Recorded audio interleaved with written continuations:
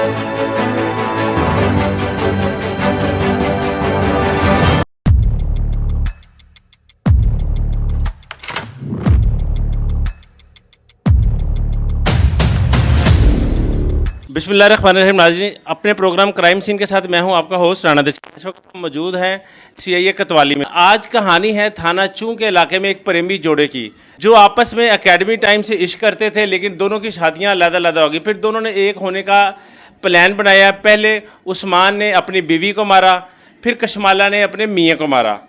किस तरह से मारा, आइए जानते हैं इंस्पेक्टर राव आतिफ साहब से। अस्सलाम वालेकुम सर। वालेकुम अस्सलाम।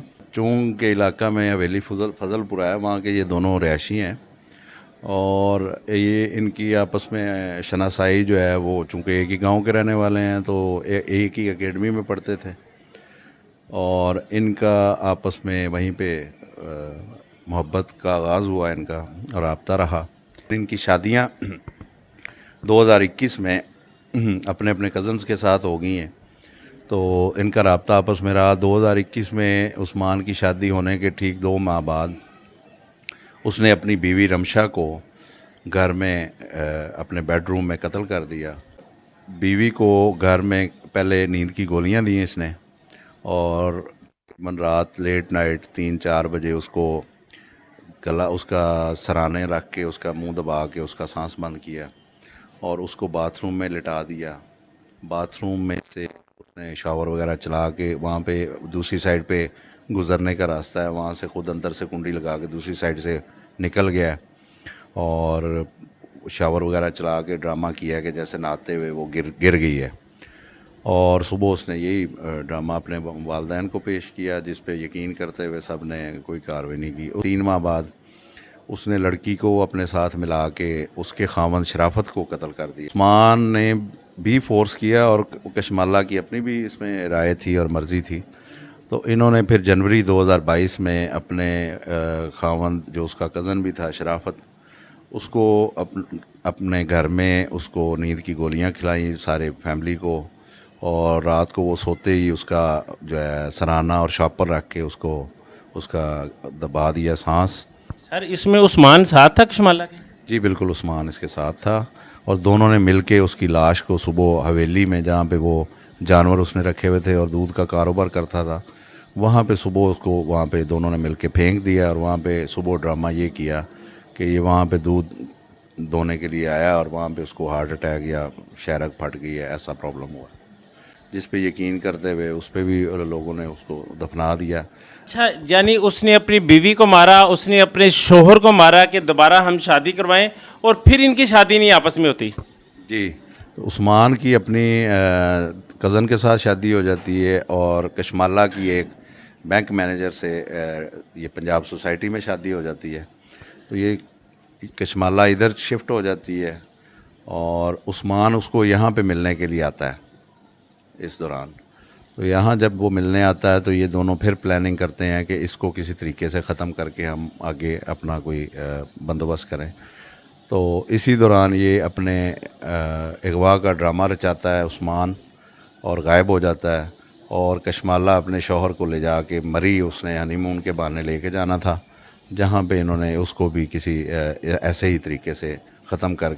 सर, यानी कि उस्मान और कशमाला ने, जहाँ कशमाला की दूसरी शादी होती है, उसके शोहर को मारने के लिए ये मरी लेके जाते हैं? जी, मरी लेके जाना होता है, जिस दौरान फिर ये डिस्क्लोज़ हो कहानी हो जाती है और मामला निकल आता है, जो आगे वो पाया तकमील तक नहीं पहुंचता। जैसा कि आपके क्रेडिट में पहले भी कई ब्लाइंड मर्डर हैं जिनको आपने ट्रेस किया, लेकिन सर यहाँ पर मामला थोड़ा सा डिफरेंट है। ना कोई एफआईआर, ना कोई शिकायत, ना कोई कंप्लेन। सर, किस तरह से आपने इन मक्कार और चालाक मुलजमान को पकड़ा? ये यहाँ किला गुज्जर सिंह थाने में एफआईआर दर्ज होती है अगवा की, जहाँ से कहानी का आगाज़ होता है और वो अगवा का मुकदमा बड़े अजीबोगरीब तरीके से दर्ज कराया जाता है और उसको ख़त्म कराया जाता है और उससे हमने इसको बैक ट्रैक शुरू किया। उस पर हम इन दोनों की हिस्ट्री पीछे चेक की, अपनी इंटेलिजेंस इस्तेमाल की, तो हमारे सामने काफ़ी चीज़ें मशकूक आईं, जिसको हमने मज़ीद खंगाला तो हमें ये सारी चीज़ें डिस्क्लोज़ हुई और उसमें काफ़ी ज़्यादा शक था कि इन्होंने ये काम किया है और वो हक़ाइक़ फिर सामने आने पे इनको गिरफ़्तार किया गया। तो इन्होंने ये इंकशाफ किया हमारे सामने। सर अगवा का ड्रामा जो है कशमाला ने अपने मियाँ के लिए, मियाँ के अगवा का रचाया। उस्मान ने अपने अगवा का ड्रामा रचाया और कशमाला के साथ मिल के ये ड्रामा रचाया। ख़ुद पेशावर चला गया, उसको पैसे दे के चला गया कि तुम अपने खामंद को लेके मरी आ जाओ, मैं पेशावर से मरी आ जाऊँगा। मरी आओगे तो वहाँ पे किसी पहाड़ी से तुम्हारे खामंद को लुढ़का देंगे और ख़ुद भाग जाएंगे। यहाँ जब पुलिस के पास मामला पहुँचा और उसका डाटा चेक किया गया तो इनका आपस में रब्ता हुआ नज़र आया, तो उसमें हमें पता लगा कि ये इनका आपस में कोई मामला है। और ड्रामाई तौर पे दूसरे दिन वो लड़का वापस आ जाता है और पता लगता है कि लड़की ने उसको वापस बुलाया कि ये बात मेरे तक पहुंच रही है तो तुम वापस आ जाओ।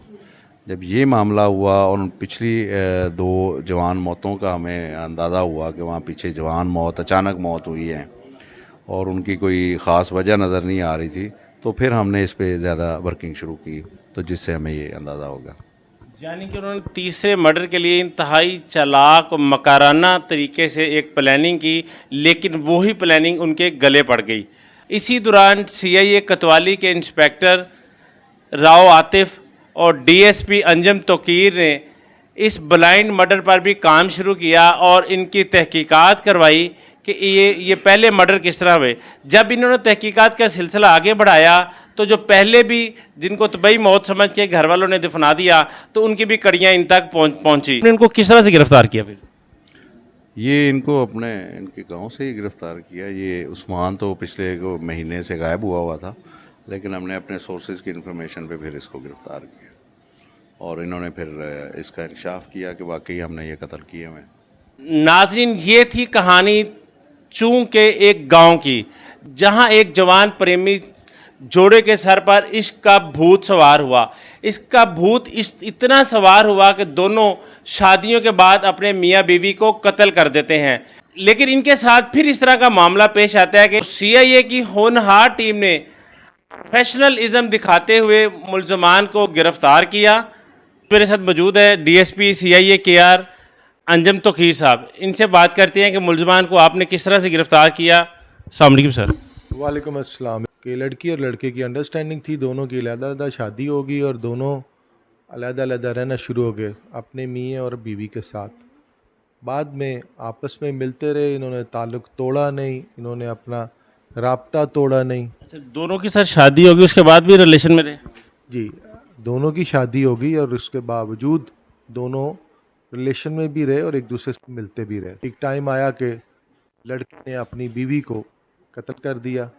कत्ल की वारदात और तरीक़ाकार जो इंतहाई ख़तरनाक और इंतहाई जहानत से किया, वो आपको बताया इन्होंने। फिर उसने लड़की को कहा कि मैंने अपनी बीवी कत्ल कर दी है, अब तुम्हारा बंदा कत्ल करना है। उसने कहा ठीक है, मुझे मेडिसिन वगैरह ला के दो। उसने बेहोशी का एक स्प्रे और कुछ नींद की गोलियां वगैरह दी, जो उसने लड़के के अलावा सारे घर वालों को खिला दी। सर ये उस्मान ने कशमाला को दी? जी, उस्मान ने अपनी दोस्त कशमाला को दी। कशमाला शादीशुदा थी, अपने घर में रहती थी। कशमाला ने वही दोस्त की मेडिसिन अपने मियाँ को भी खिला दी और उसके साथ जितने लोग और रहते थे, उसके भाई बाप वगैरह सबको खिला दी। और रात को 3 बजे उसने उस्मान को बुलवाया।